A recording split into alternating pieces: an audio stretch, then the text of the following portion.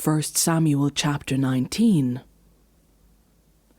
Saul told his son Jonathan and all the attendants to kill David. But Jonathan had taken a great liking to David and warned him, "My father Saul is looking for a chance to kill you.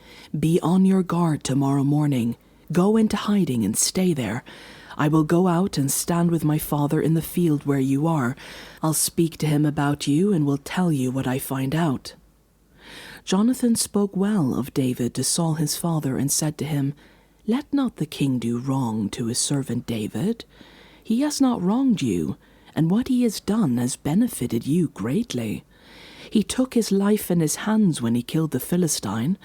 The Lord won a great victory for all Israel, and you saw it and were glad.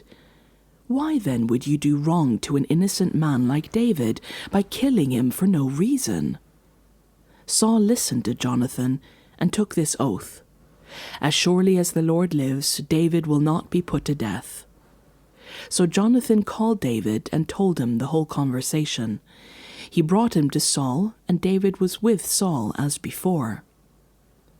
Once more war broke out, and David went out and fought the Philistines.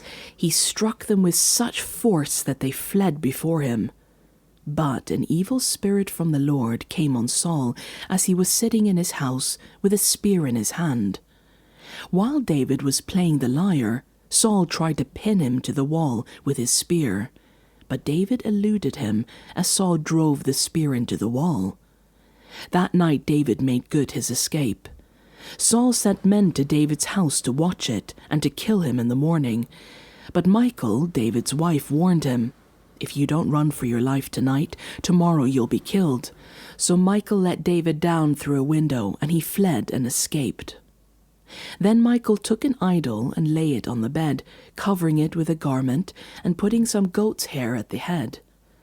When Saul sent the men to capture David, Michal said, "He is ill."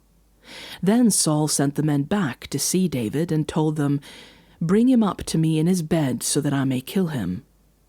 But when the men entered, there was the idol in the bed, and at the head was some goat's hair. Saul said to Michal, "Why did you deceive me like this and send my enemy away so that he escaped?" Michal told him, "He said to me, 'Let me get away. Why should I kill you?'" When David had fled and made his escape, he went to Samuel at Ramah and told him all that Saul had done to him. Then he and Samuel went to Naioth and stayed there. Word came to Saul, "David is in Naioth at Ramah," so he sent men to capture him. But when they saw a group of prophets prophesying, with Samuel standing there as their leader, the Spirit of God came on Saul's men, and they also prophesied. Saul was told about it, and he sent more men, and they prophesied too. Saul sent men a third time, and they also prophesied. Finally he himself left for Ramah and went to the great cistern at Seku, and he asked, "Where are Samuel and David?" "Over in Naioth at Ramah," they said. So Samuel went to Naioth at Ramah, but the Spirit of God came even on him, and he walked along prophesying until he came to Naioth. He stripped off his garments, and he too prophesied in Samuel's presence. He lay naked all that day and all that night. This is why people say, "Is Saul also among the prophets?"